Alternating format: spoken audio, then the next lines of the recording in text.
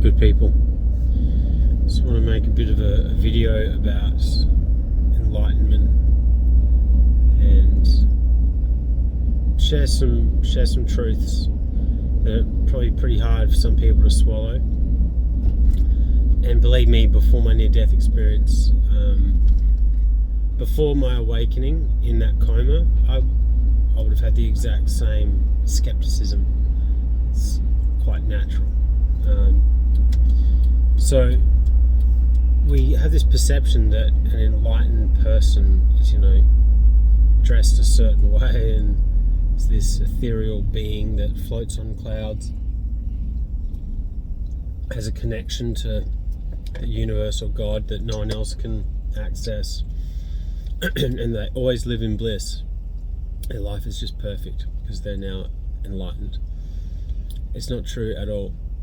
There's a old Zen saying, before enlightenment, chop wood, collect water.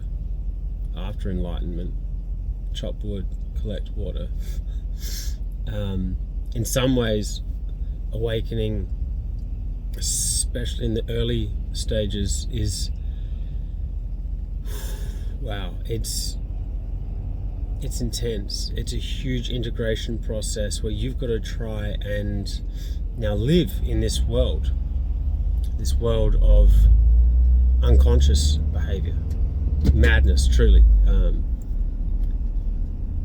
My first thought when I came out of my coma, when the doctors were trying to tell me that I couldn't heal, my first thought was, you people are insane. You're insane. You're mad. What we have been programmed to believe, that I am this face, this reflection in the mirror. I am my name. Through random mutations, I evolved from a monkey, and here I am in this physical body. It is about as far from the actual truth of who you are as you could possibly get. So one of my first thoughts was, you people are insane. All of us, truly. All the world's major religions are in agreement, and all the major religions and some of the spiritual teachings in Eastern mysticism talk about the fact that the normal state of consciousness is insane, dysfunctional, mad. And that is because when you don't know who you are, and you don't know where you came from, or if who you believe you are is completely false, deeply unconscious behavior is born out of that. Blaming people and judging and violence and hatred and racism and going to war with other countries, with people with different colour faces, and judging someone because of their sexual preferences or political views. The madness we see in the world is truly the reflection and the validation that the vast majority of humanity have absolutely no idea of their true place in this universe. So to awaken means you then have to live in this world, and you've got a choice. Once you figure out the game, you can either manipulate people, harvest them, right? You're harvesting from them, and there is a power structure in this world that is feeding off this unconsciousness. They're feeding off keeping humanity small and unenlightened and reactive, and living out of their pain body. I almost would equate this to like food for, call it what you will, the elite, the power structure, the whatever. You're aware that the puppet masters are there. It's not a conspiracy theory, don't go there. That's just a little mind virus that was introduced after JFK was killed, to try and make the masses not be able to think for themselves. So the truth is, there is a structure in this world that wants people to be unaware and unawake and reactive. It's very good for business, you could say.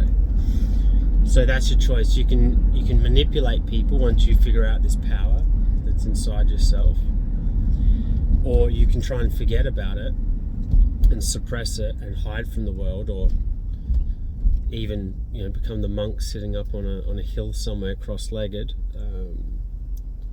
or you can teach in some way, and that could just be through teaching through just your actions and your state of consciousness, your presence, being a light, being an example of what's possible to those around you. Or you can full-blown start teaching and lecturing and writing books and sharing a message to help people. And so I've sort of danced between the second two. I tried to go backwards and tried to pretend none of this has happened to me. I tried to not speak up. And it just led to me suffering. And then through me deciding, no, it's all good. I was once in that unenlightened place. I accept some of the reactivity and hatred that's been directed at me. But I'm just going to keep going. I've got to keep teaching, because when I finally decided, I went through the dark night of the soul, man, twice. With this whole, am I going to teach? Am I going to help people? How do I even take people across this river from A to Z? Because that's the journey you've got to go from if you want to awaken. As I said, there is nothing further from the truth than what you are programmed to believe through the education system. And if you hang on to that belief, and you honestly believe that you are a physical being living a physical life, and that through random mutations from a monkey, here you are, there is no purpose to human existence, then sadly you'll experience a huge amount of suffering, and you'll cause suffering. You'll bring suffering and pollute the people and the space around you. You'll ask the world to bring you things that it can't give you. You'll form enemies. The ego loves to have enemies. It's actually what keeps it propped up, us and them. So ultimately, some people sort of awaken through an event that's happened in their life, or the process begins. Someone close to you dies, your world falls apart, you have a near-death experience or a disease. I've met many people very similar to me that maybe they were diagnosed with terminal cancer. They found a higher truth. They did things their own way and were able to heal themselves, and it was in direct opposition to the allopathic Western medical paradigm.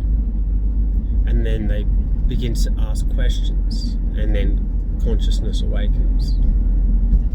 And then other people were just never went fully to sleep before they came into this world.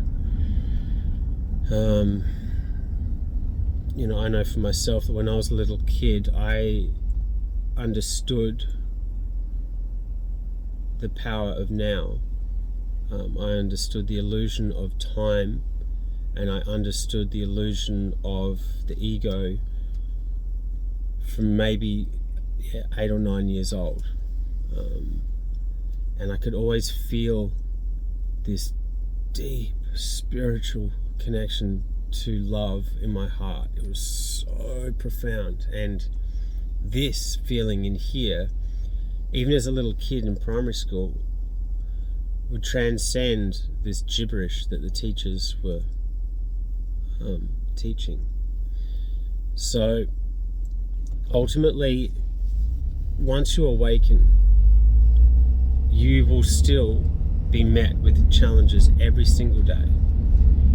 But through enlightenment, you get to consciously construct your life. You get to consciously manifest your existence, which is what I coach people how to do. This is what I teach.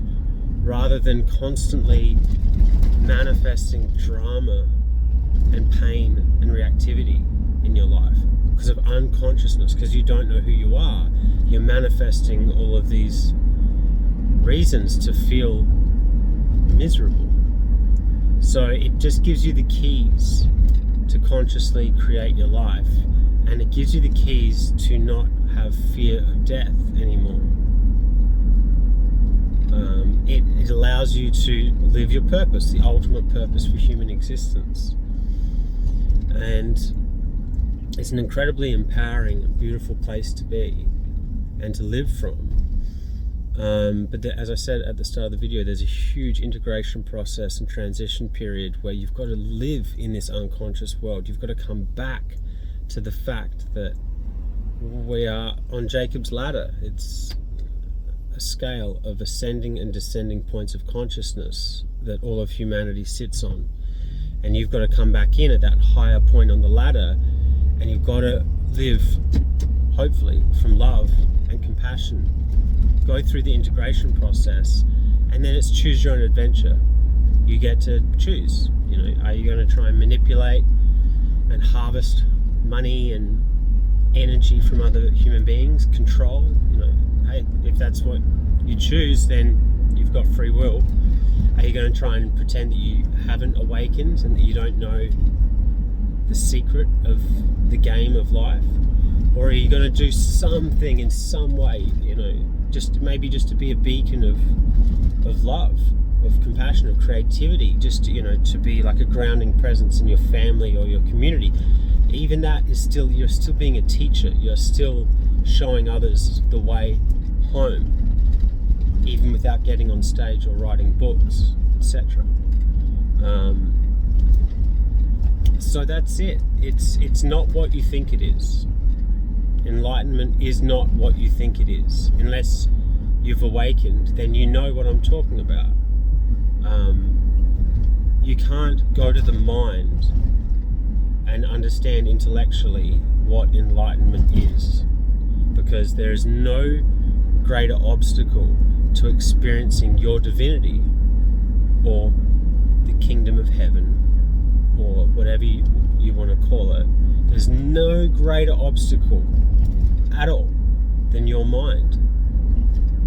That voice in your head is what stops people from experiencing the infinite and the eternal. And that's your home. That's where you came from. And that's the place that you go back to. It's unity consciousness, the unmanifested, the Tao. It's it's your path, every one of us. Just as beautiful as a baby being born, death is beautiful as well. It's sacred, just as a baby being born is sacred. The journey home, the return home movement is sacred as well. So ultimately in life we can either find acceptance and be empowered, or suffer and cause pain to ourselves and others.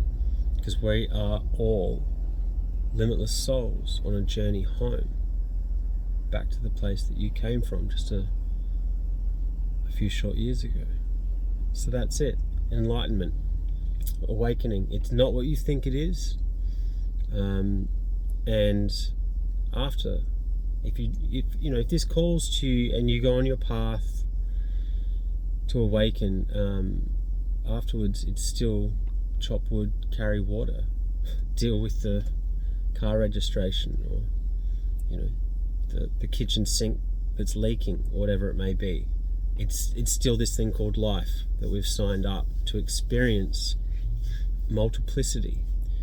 You're experiencing physical form and polarity because you came from a place where there is no polarity. There's only unity. And that's what makes life so sacred, is because it's fleeting, because it's temporary, because you have to go home and everything you know has to die. That's what makes it a gift. And that's what you start to understand when you awaken, that life is sacred. Life is a gift. Even through the worst pain and emotional turmoil, you still find the diamond. You dig for diamonds. and you live from power. So that's it. Much love.